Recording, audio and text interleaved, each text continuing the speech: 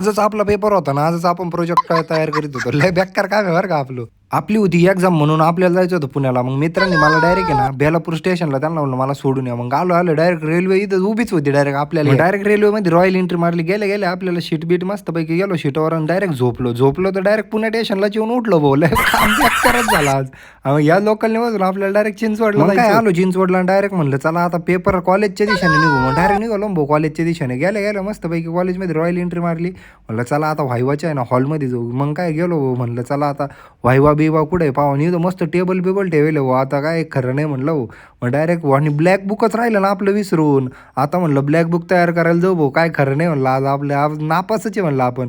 आणि गेल्या मग तिथं काय होतं त्यांनी मारली प्रिंट आणि हे आपलं ब्लॅक बुकचं आहे ना मग थोडी एडिट करायचं होतं त्याच्यामध्ये.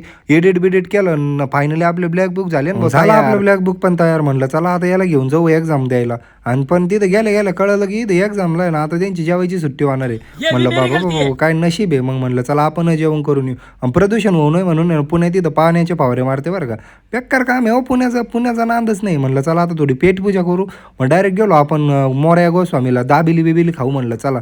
आणि मग आलो लायब्ररीमध्ये म्हणलं थोडा अभ्यास आणू आणि मग जाऊ एक्झामला. झाली ना भाऊ आपली एक्झाम एकदम खतरनाक एक्झाम दिली.